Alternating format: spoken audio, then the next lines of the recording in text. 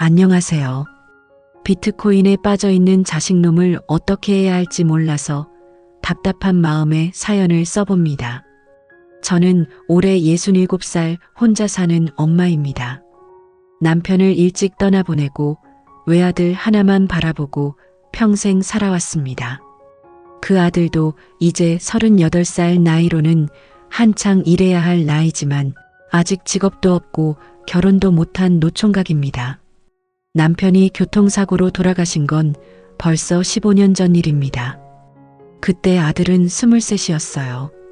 대학도 겨우 졸업하고 사회초년생으로서 어설픈 모습이었지만 그래도 희망은 있었습니다. 엄마, 내가 열심히 일해서 돈 많이 벌게 우리 같이 잘 살자. 라고 늘 말하던 아들이 아직도 기억나네요. 하지만 현실은 그리 호락호락하지 않았습니다. 경제 상황도 어려워지고 좋은 일자리는 점점 구하기 힘들어졌어요. 아들은 몇 번 직장을 다니긴 했지만 오래 버티지 못했습니다. 상사와 맞지 않는다.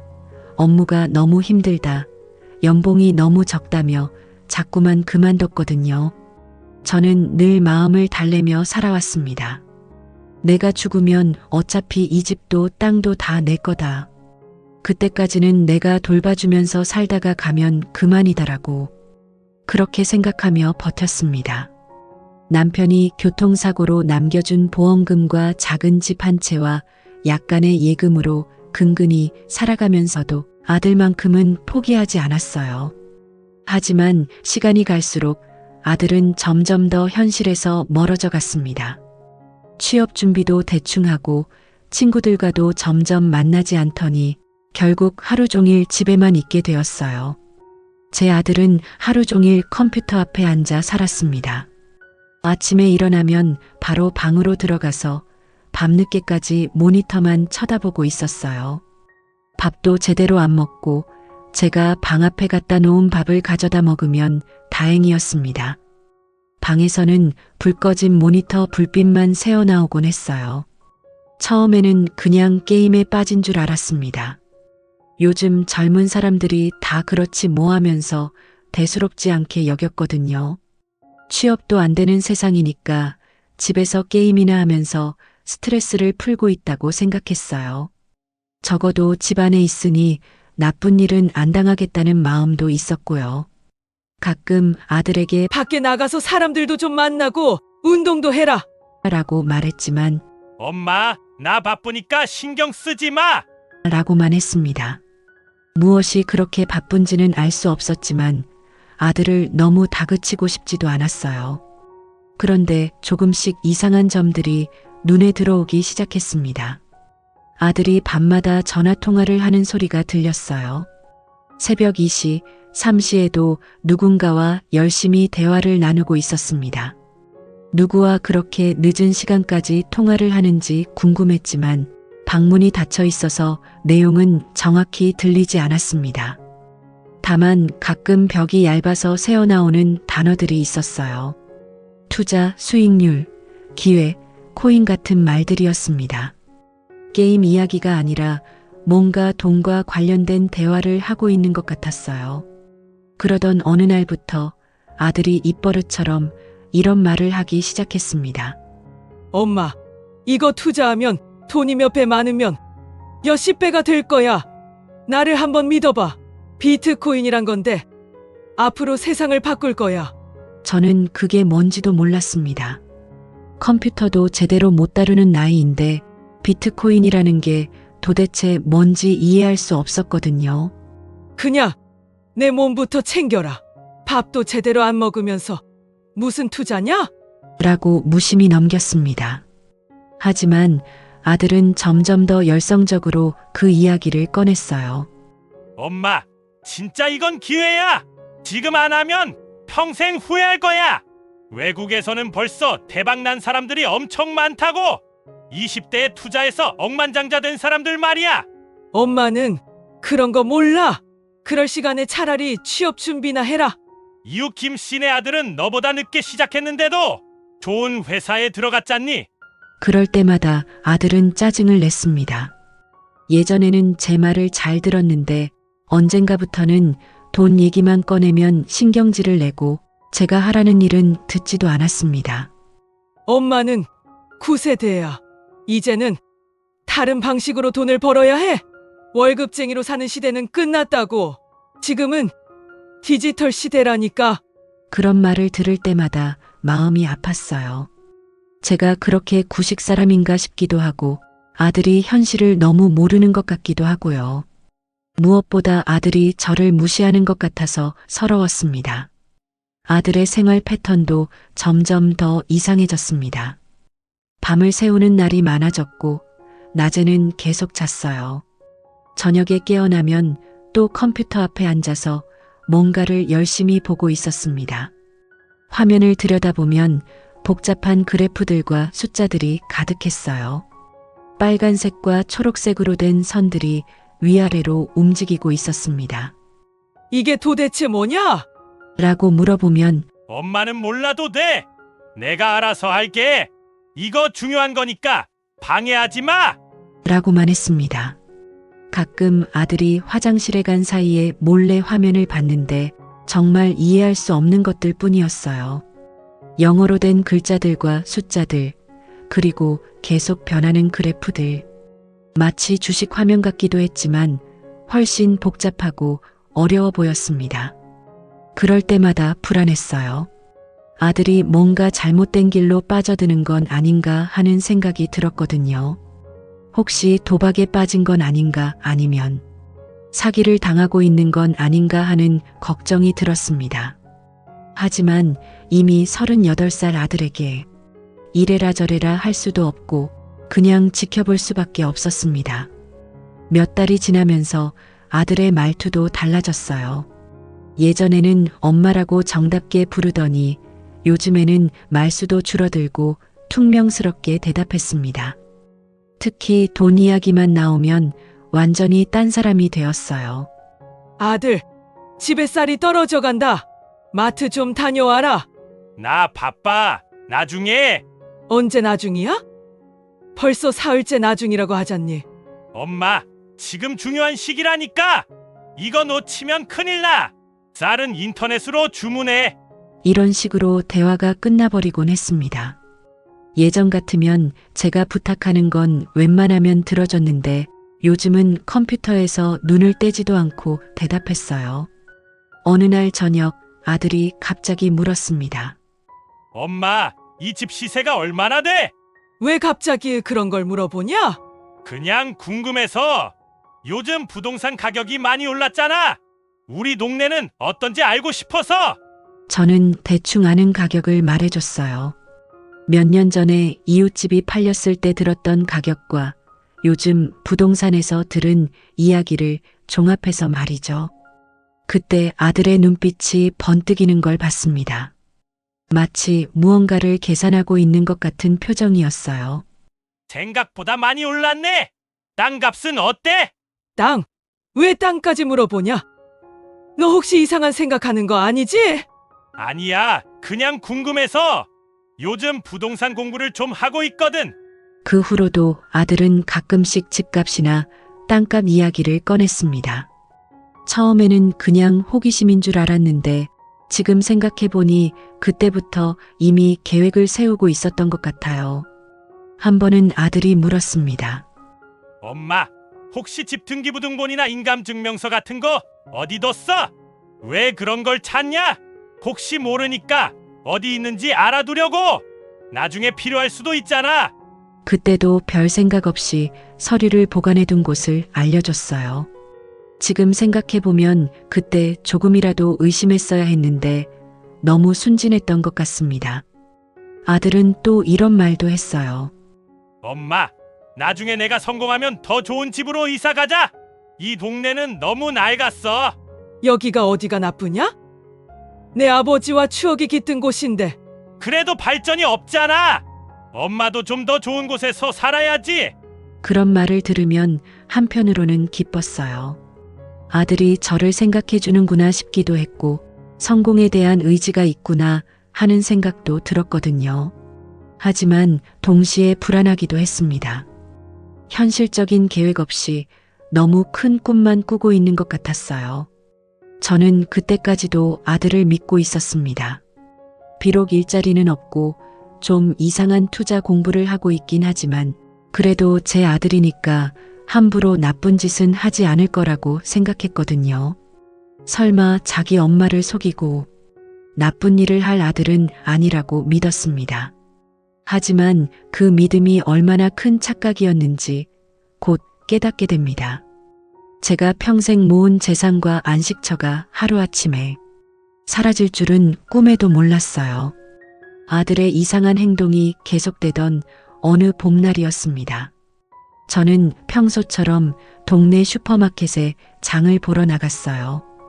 오랜만에 날씨도 좋고 해서 천천히 걸어가며 이웃분들과 안부도 묻고 있었는데 갑자기 옆집 김아주머니가 저를 붙잡고 이상한 말을 하셨습니다. 어머님, 집 판다면서요? 어디로 이사 가세요? 저는 너무 놀라서 되물었습니다. 그게 지금 무슨 말씀이세요? 집을 판다니 그런 계획이 전혀 없는데 왜 그런 말씀을 하시는지 이해할 수 없었거든요. 아, 그럼 아직 말씀 안 하신 거구나. 며칠 전에 부동산 중개사가 와서 곧 거래 성사될 예정이라고 하던데요. 집 앞에 매매 완료 현수막도 걸어놨잖아요. 김아주머니의 말을 듣는 순간 머릿속이 하얘졌습니다. 급하게 집으로 돌아가 보니 정말로 대문 앞에 빨간 현수막이 걸려 있었어요. 매매 성사 감사합니다라는 글씨가 큼지막하게 적혀 있었습니다. 심장이 터질 것 같았어요. 저는 서둘러 집 안으로 들어가 아들을 찾았습니다. 그런데 아들은 여전히 컴퓨터 앞에 앉아서 모니터만 쳐다보고 있었어요. 야! 밖에 현수막 뭐냐? 누가 우리 집을 팔았다는 거야? 아들은 뒤돌아보지도 않고 대답했어요. 아, 그거? 내가 처리했어! 뭐라고? 얘가 뭘 처리했다는 거냐? 그제야 아들이 천천히 고개를 돌려 저를 바라봤습니다. 그 눈빛이 예전과는 완전히 달랐어요. 차갑고 계산적이고 마치 저를 남처럼 보는 것 같았습니다. 엄마! 집이랑 땅 팔았어! 좋은 가격에 나갔으니까 걱정 마! 저는 그 말을 듣고 다리에 힘이 빠져 주저앉을 뻔했어요. 너 지금 무슨 소리를 하는 거냐? 내 허락도 없이 어떻게? 허락? 엄마! 어차피 내 이름으로 되어 있잖아! 엄마가 몇 년 전에 상속세 때문에 미리 명의 이전해놨으니 내 거지? 그때 저는 깨달았어요. 몇 년 전에 세무사 선생님이 상속세를 줄이려면 미리 자녀 명의로 바꿔두는 게 좋다고 해서 저는 아들을 믿고 집과 땅을 모두 아들 이름으로 해뒀던 거였습니다. 설마 그 아들이 저를 배신할 줄은 꿈에도 몰랐는데 그래도 내가 어떻게 엄마 몰래 이런 일을 할 수 있냐? 이 집은 내 아버지와 내가 평생 일해서 마련한 거야.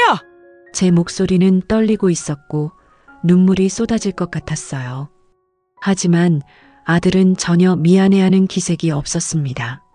엄마, 진정해. 이건 우리 가족을 위한 일이야. 내가 비트코인 투자해서 대박 나면 이 집보다 훨씬 좋은 곳에서 살 수 있어. 저는 믿을 수 없었어요. 제가 키운 아들이 이런 말을 할 줄은 상상도 못했거든요. 급하게 동사무소에 가서 서류를 떼어봤습니다. 정말로 제 집과 땅이 낯선 사람에게 팔려나가 있었어요. 매매 계약서를 보니 아들의 서명과 도장이 찍혀 있었습니다. 이 모든 게 제 아들의 짓이었던 거예요. 집으로 돌아와서 저는 아들을 다시 불렀습니다. 너 이게 무슨 짓이냐? 내 허락도 없이 집을 팔아! 아들은 여전히 컴퓨터 화면에서 눈을 떼지 않고 대답했어요. 어차피 엄마 죽으면 다 내 거야? 그냥 미리 정리한 거야. 그리고 지금이 기회야. 비트코인 가격이 엄청 떨어졌거든. 지금 사면 몇 배는 오를 거야. 나는 아직 살아있어. 아직 살 날이 많이 남았다고. 제가 소리를 질렀지만 아들은 오히려 짜증을 냈어요. 엄마는 시대를 몰라.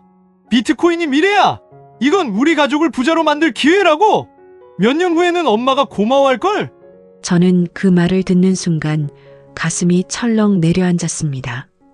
아들이 더 이상 제 아들이 아닌 것 같았어요.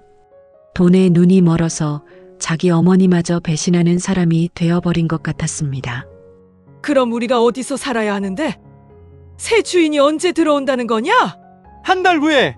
그때까지는 여기 있어도 된다고 했어. 그동안 엄마가 갈 곳 알아볼게. 갈 곳을 알아본다고?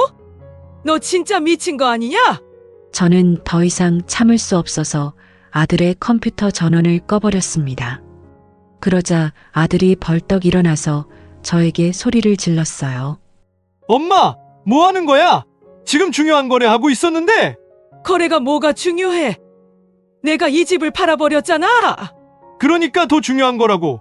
이 돈으로 투자해서 성공하면 더 큰 집에서 살 수 있다니까.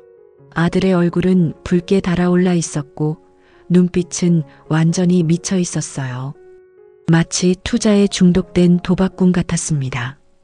그날 밤 저는 한숨도 잘 수 없었어요. 남편이 돌아가신 후 혼자서 지켜온 집, 추억이 가득한 우리의 보금자리가 하루아침에 사라져버린 거였습니다. 더 충격적인 건 그 일을 제 아들이 저 몰래 해버렸다는 사실이었어요. 다음 날 아침 저는 아들에게 다시 물어봤습니다. 정말 돌이킬 방법은 없는 거냐? 계약을 취소할 수는 없고. 엄마, 이미 계약금도 받았고 잔금 날짜도 정해졌어. 지금 와서 취소하면 이약금을 물어야 해. 그냥 받아들여. 위약금이라도 내고 집을 지키자. 내가 평생 모은 돈이라도 써서. 그 돈으로 뭘 하게? 차라리 투자에 보태는 게 낫지. 저는 그때 깨달았어요.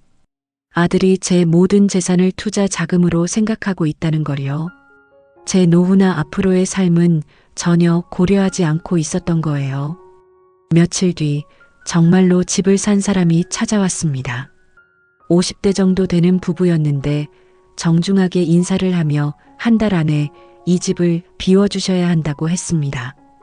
법적으로는 아무 문제 없는 매매였으니까 저로서는 어쩔 수 없었어요.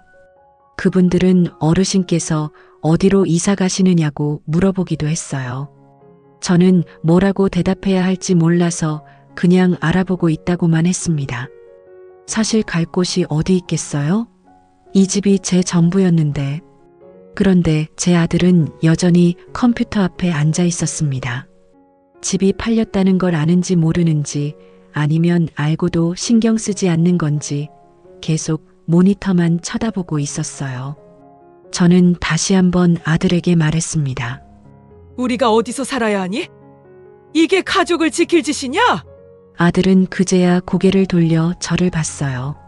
엄마, 조금만 기다려. 곧 오를 거야. 다 회복될 거라고. 그럼 더 좋은 집으로 이사 갈 수 있어. 언제? 언제 오른다는 거냐? 우리가 길거리에 나앉을 판인데. 엄마, 걱정 마. 임대 아파트라도 구해서 일단 들어가 있으면 돼. 몇 달만 참으면 돼. 저는 그 말을 듣고 정말 화가 났어요. 내 아버지가 이걸 보셨다면 뭐라고 하셨을까? 나는 내가 무섭다, 아들아. 그때 아들의 표정이 잠깐 흔들리는 것 같았어요.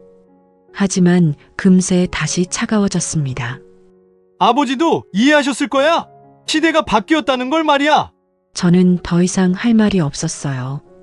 제가 키운 아들이 이렇게 변할 줄은 꿈에도 몰랐거든요. 그날 밤 저는 매일 밤마다 고민했습니다. 아들을 경찰서에 신고할지 말지. 법적으로는 아들 명의로 된 재산이니까 아들이 처분할 권리가 있다고 하더라고요. 하지만 도덕적으로는 어떤가요? 자기 어머니 몰래 집을 팔아버리는 게 맞는 일인가요? 친척들에게 전화해서 상황을 설명했더니 모두들 경악을 금치 못했어요. 그런 자식은 손절해라. 경찰에 신고해야 한다. 사기죄로 고발하라. 다들 그런 말을 했지만 제 마음은 쉽게 정해지지 않았습니다.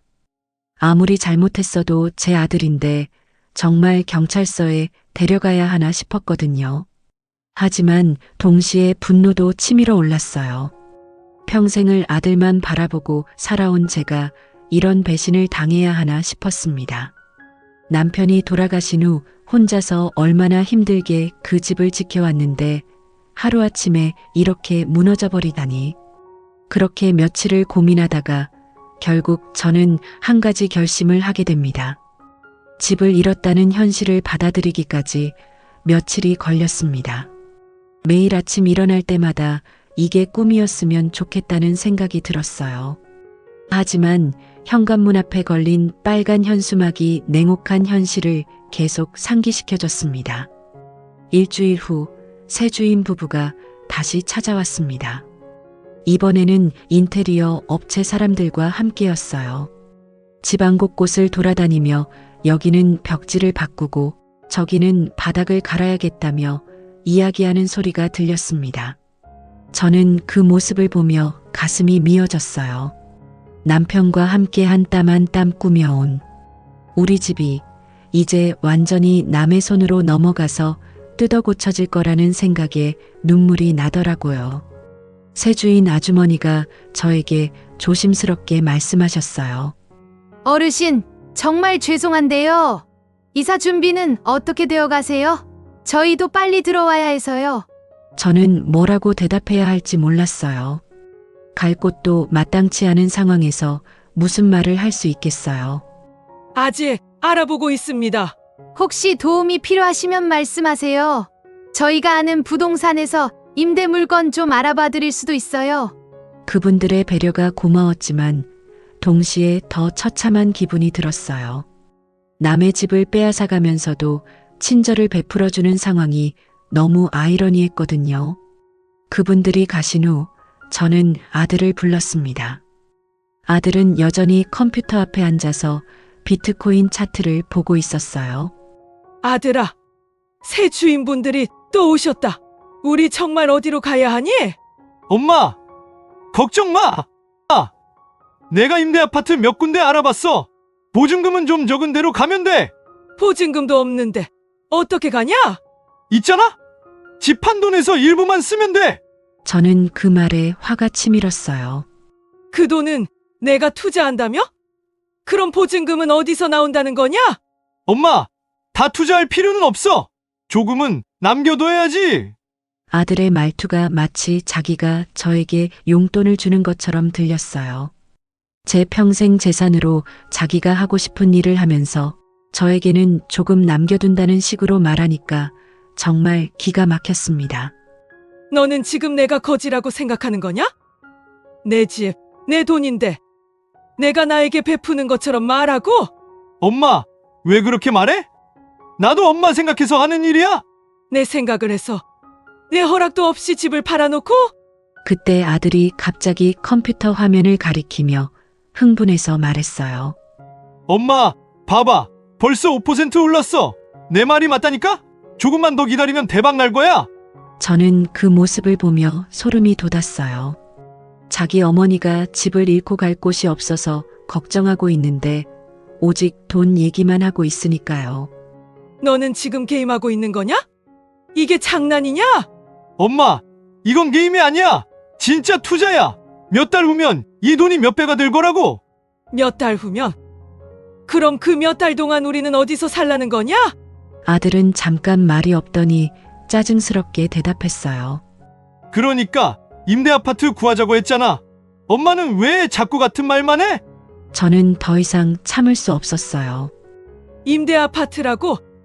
평생 우리 집에서 살던 내가 이제 남의 집에 월세 내고 살라는 거야? 그게 뭐가 어때? 요즘 사람들 다 그렇게 살아. 집 사서 평생 대출 갚으면서 사는 것보다 나을 수도 있어. 아들의 말에 저는 정말 기가 막혔어요.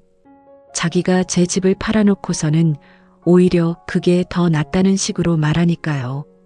며칠 뒤 아들이 알아봤다는 임대 아파트를 보러 갔습니다. 오래된 다세대 주택의 반지하 원룸이었어요. 습기 냄새가 나고 햇빛도 잘 안 들어오는 곳이었습니다. 여기서 어떻게 살라는 거냐?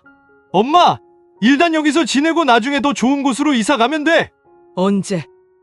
언제 더 좋은 곳으로 간다는 거냐? 투자가 성공하면. 저는 그 말을 들으며 현실감을 잃어버릴 것 같았어요. 아들이 투자가 성공하면이라는 불확실한 미래를 전제로 제 인생을 망가뜨려 놓고 있었거든요. 집으로 돌아오는 길에 저는 아들에게 마지막으로 물어봤습니다. 정말 후회 안 하니? 내 어머니를 이렇게 만들어 놓고? 아들은 잠깐 망설이더니 대답했어요. 엄마, 나중에는 고마워할 거야.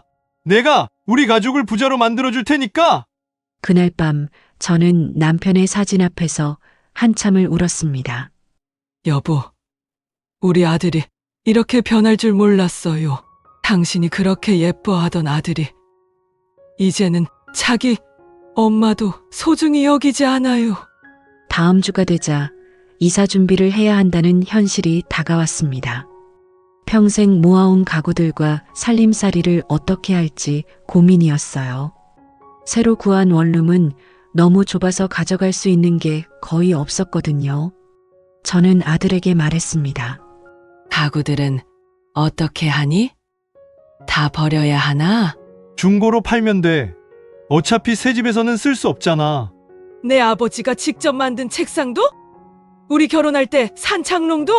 엄마, 감상에 젖어 있을 때가 아니야. 현실적으로 생각해. 저는 그때 깨달았어요. 아들에게는 추억이나 정서적 가치 같은 건 전혀 중요하지 않다는 걸요. 오직 돈으로 환산할 수 있는 것만 의미가 있을 뿐이었습니다. 이사하기 며칠 전 동네 이웃들이 작별 인사를 하러 오셨어요. 30년 넘게 함께 살아온 분들이었는데 모두들 안타까워하시며 위로의 말씀을 해주셨습니다.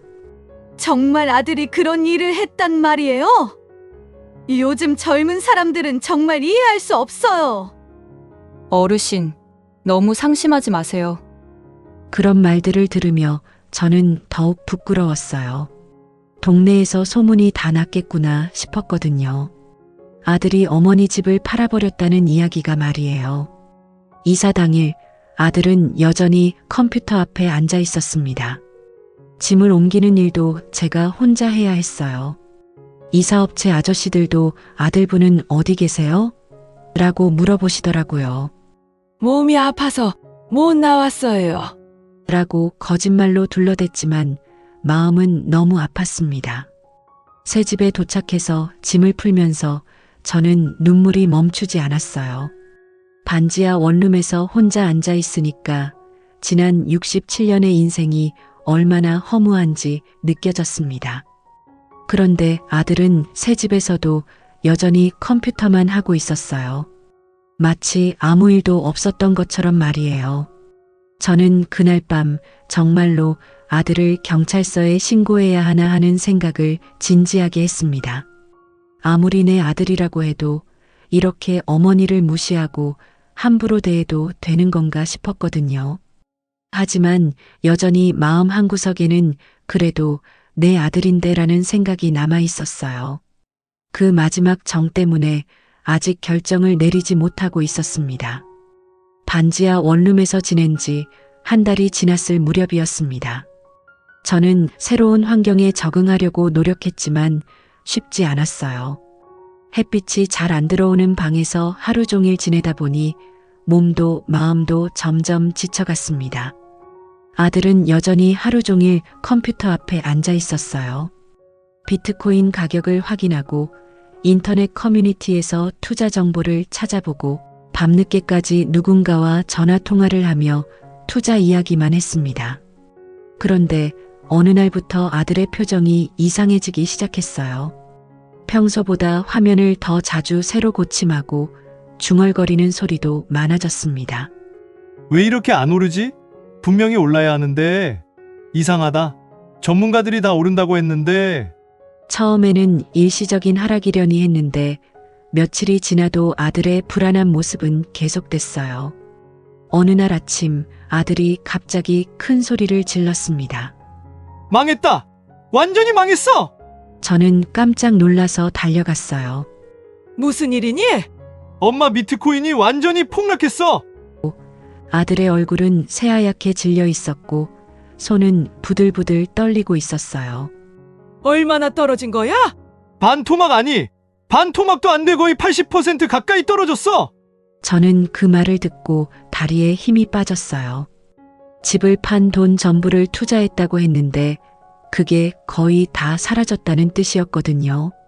그럼 우리 집 값은? 엄마 미안해. 정말 미안해.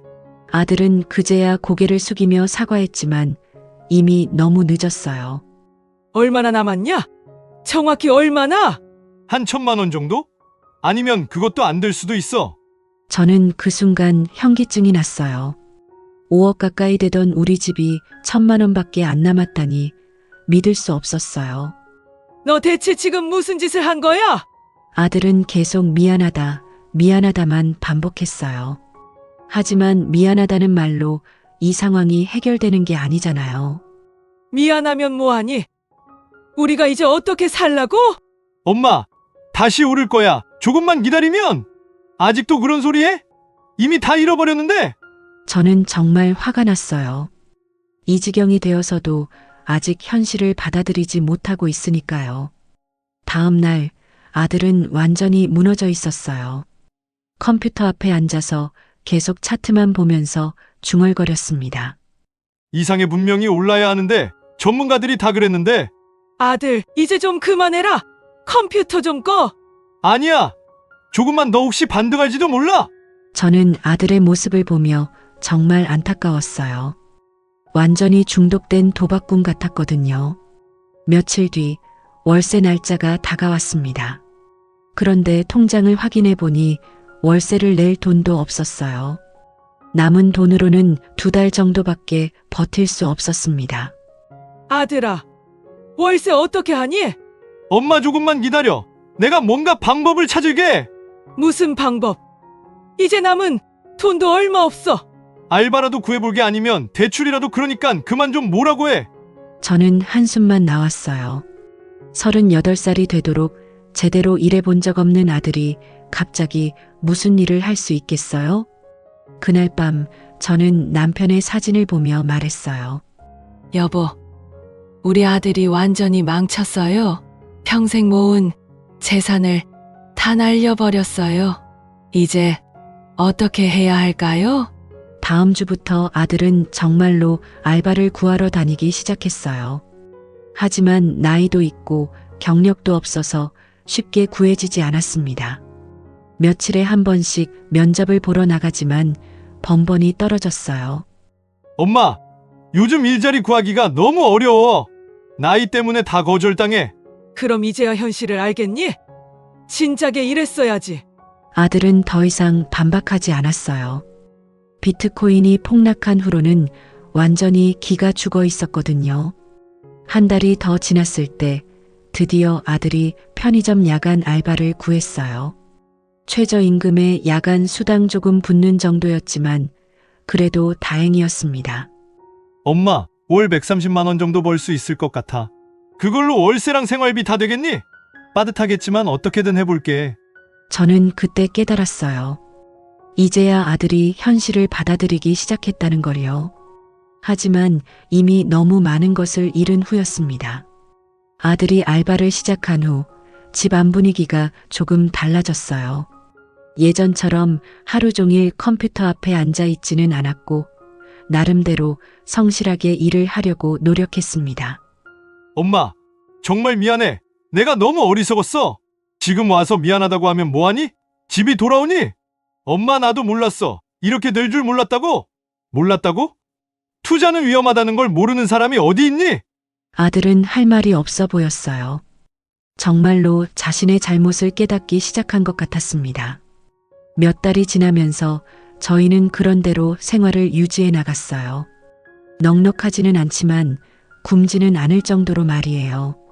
아들도 편의점 일에 적응해서 나름대로 성실하게 일했습니다. 하지만 저는 여전히 마음의 상처가 아물지 않았어요. 평생 살던 집을 잃었다는 것도 그렇고 무엇보다 아들에 대한 신뢰가 완전히 깨져버렸거든요. 아들아, 너는 왜 나한테 상의하지 않았니? 왜 혼자 결정했어? 엄마가 반대할 것 같아서. 반대할 것 같으면 안 하는 게 맞는 거 아니야? 그게 상식이잖아. 그때는 정말 확신했어. 성공할 수 있다고. 저는 아들의 말을 들으며 한숨만 나왔어요. 확신이 있었다고 해서 다른 사람의 인생을 함부로 결정해도 되는 건 아니니까요. 어느 날 아들이 조심스럽게 말했어요. 엄마, 내가 열심히 일해서 돈 모아볼게. 언젠가는 다시 집도 사고. 됐어. 내 나이에 무슨 집이야. 그냥 여기서 살다가 죽는 거지 뭐? 엄마, 그런 말씀 마세요. 사실이잖아. 67살에 다시 집을 살 수 있겠니? 저는 정말 포기하고 싶었어요. 남은 인생을 이런 곳에서 보내야 한다는 현실이 너무 괴로웠거든요. 그렇게 시간이 흐르면서 저는 하나씩 깨달아갔어요.